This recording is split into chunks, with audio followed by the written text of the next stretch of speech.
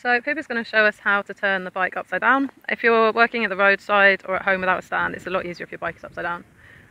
So if you reach down to the low end of the fork and the bottom of the frame, you can then pull the bike towards you and it doesn't put too much strain, and then pop it down on the floor.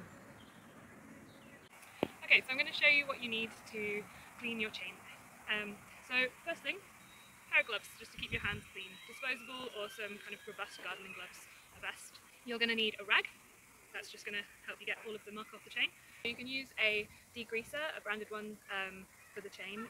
If you don't have that, you can also use something like GT85 or WD-40, which are water displacers. You can also need a toothbrush.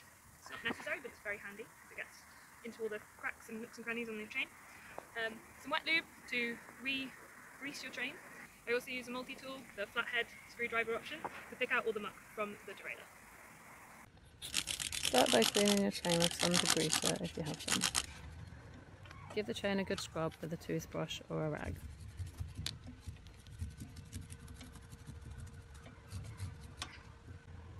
You can use a flathead to pick out all the muck from your derailleur jockey wheels. You can use some regular water to wash it all off. Then to get rid of the water, use a water displacer like WD-40 or GT85. Make sure you give it a proper good clean with a rag. To re-lube the chain, use a proper thick chain oil, wet lube for wet conditions, dry lube for dry conditions. Get a nice even spread of oil across all of the chain links. Finally, remove any excess oil with a rag.